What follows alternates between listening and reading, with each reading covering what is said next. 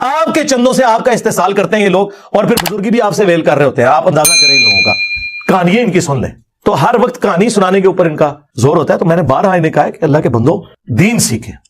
باتیں کر کے سائڈ پہ ہو جاتے ہیں، پھر کہتے ہیں نہیں ہماری میمز کیوں بنتی ہیں، انجینئر صاحب مذاق اڑاتے ہیں. یار مذاق تو آپ خود اڑواتے ہیں.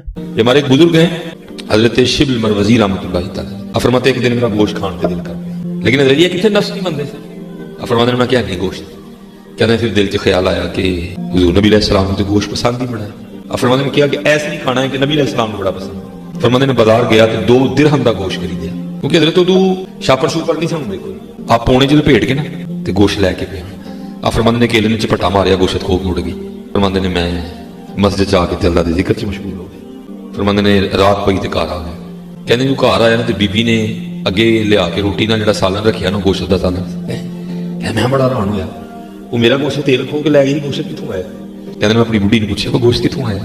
وہ کہندی میں ویڑے چ کھلوتی ہاں تے اوتے ویکھیا کہ 2 الاں کسی شے دی وجہ نال آپس پہ لڑن، تو لڑدے نو شے میرے ویڑے ڈگ پئی.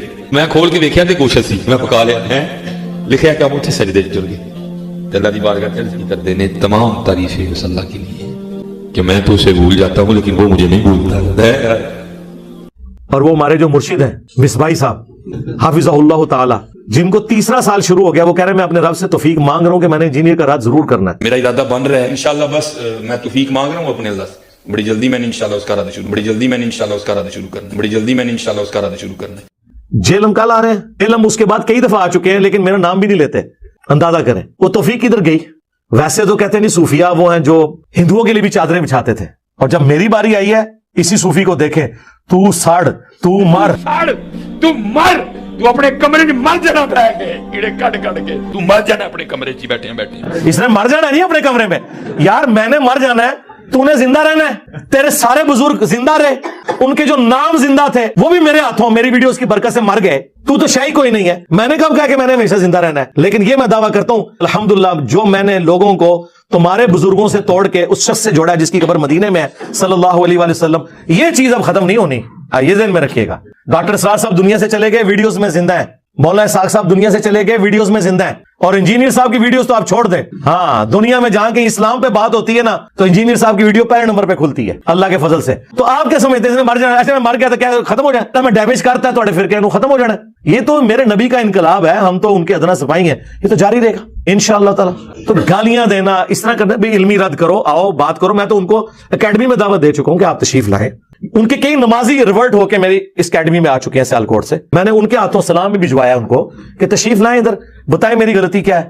قرآن و سنت کی روشنی میں، جذباتی باتیں نہیں کہ پیچھے آپ رو میوزک چلا دیں اور آپ سمجھیں کہ آپ کی بات جسٹیفائی ہو جائے گی. اللہ کے بندو بات کرتے ہوئے ذرا سوچا کرو کہ آپ کون سی بات کر رہے ہو. باتیں کر کے سائڈ پہ ہو جاتے ہیں، پھر کہتے ہیں نہیں ہماری میمز کیوں بنتی ہیں، انجینئر صاحب مذاق اڑاتے ہیں. یار مذاق تو آپ خود اڑواتے ہیں. یہ جو بزرگوں کی میمز بن رہی ہیں، ان بزرگوں سے میں نے کام کروایا یہ والا کہ لوگ آپ کا مذاق اڑائیں، یا آج جو مولوی اپنے بابوں کے واقعات بیان کر رہے ہیں یہ میں نے ان کو کہا ہے گن پوائنٹ کے اوپر تلوار کے زور پہ کہ تم جو ہے نا اس طرح کی کہانیاں بیان کرو تاکہ انجینئر صاحب تمہارے خلاف کلپ بناوڑ. میں نے کہا ہے. اور اس سے بڑھ کر ہمارے اباء و اجداد تو سبحان اللہ کہتے تھے اس کے اوپر، کیونکہ نہ انہوں نے قرآن پڑھا نہ سنت پڑھی. انہیں پتہ ہی نہیں تھا کہ دین وہ ہے جو کتابوں میں، دین وہ نہیں جو آپ کے فرقوں کے بابے بتائیں گے، وہ تو کہانیاں کروائیں گے. جب آپ کہیں گے اوپر دیکھا تو سونا، نیچے دیکھا تو سونا، ہاں نا. کشف المعدوم میں لکھتے ہیں یہ فکرے ان کی زبان سے تب ادا ہوئے جب اس درخت کے نیچے تھے جس کے اوپر میں چڑھا ہوا تھا. آپ فرماتے خدا کی عزت و عظمت کی قسم پورا درخت، اس کی ٹہنیاں، اس کا تنا، اس کی جڑیں بھی سونے کی ہو گئی، سارے سونے کا ہو گیا. اب وہ جو ہے نا وہ مٹی اٹھانے کے لیے نیچے ہوا، تو نیچے دیکھا تو زمین سونے کی، زمین سونے کی. یہ کیا ہوا؟ دائیں دیکھا تو سونا، بائیں دیکھا تو سونا، آگے دیکھا تو سونا، پیچھے دیکھا تو سونا. اب بابا جی نے کام کیا تھا، کیوں نہیں مٹی دی انڈے میں پڑھان دیا؟ اور کہتا ہے کہاں سے پکڑاؤں، مٹی ہے جہاں تک نظر جاتی سونا ہی سونا ہے. میں بھی ہوتا ہی سا آنا کا مطلب یہ ہوتا ہے. اب انہوں نے کہا کشف المعجوب میں لکھا ہے تو ہم مان لیں گے. پھر ساتھ واقعہ سنا رہے ہیں وہ ڈھیلے والا جی، وہ سنجے کے لیے جس ڈھیلے کو ہاتھ لگائے سونا. ہم نے کہا خدا سے ڈر جائیں یار، یہ سٹیٹس تو پروفٹ کو نہیں ملا. قرآن میں آپ سورہ التوبہ پڑھیں، پارہ نمبر 10 کا آخری صفحہ پڑھ لیں، آیت نمبر 92 کہ نبی علیہ السلام بھی عرابی لوگ آپ کے پاس تبوک کے موقع پر آتے ہیں، غریب لوگ جن کے پاس غزوہ تبوک میں جانے کے لیے کوئی ساز و سامان نہیں ہے، اور آپ ان سے فرماتے ہیں کہ میں کوئی ایسی سواری نہیں پاتا کہ جو تمہیں دوں اور جانے کا مال و متاع. تو تم دیکھتے ہو کہ یہ اس حال میں تم سے واپس لوٹتے ہیں کہ ان کی آنکھیں آنسوں سے تر ہوتی ہیں اس غم کے سبب کہ ہم اپنے نبی کے ساتھ جہاد میں شریک نہیں ہوں گے. تو نبی اسلام کو تو اللہ تعالیٰ نے نہیں کہا کہ اوپر دیکھیں تو سونا, نیچے دیکھیں تو سونا. نبی اسلام تو جامع ترمذی میں آتا ہے حضرت عثمان غنی رضی اللہ تعالیٰ عنہ نے ساز و سامان دیا جس پہ حضور نے ان کو جنت کی بشارت دی کہ عثمان آج کے بعد جنتی ہے, چاہے جو مرضی کرے. اب یہ تو قرآن میں لکھا ہوا ہے. کیا نبی تم کہتے ہو کہ میں کوئی چیز ایسی نہیں پاتا؟ اور تمہارے بابا جی اوپر دیکھا تو سونا, نیچے دیکھا تو سونا. پھر پی کے نے آپ کے ساتھ صحیح کیا ہے نا. بابا جی ایک سوال ہے بابا جی, اگر آپ ہوا میں سونا نکال سکتے ہیں بابا جی تو دیش کی غریبی کیوں نہیں مٹا دیتے بابا؟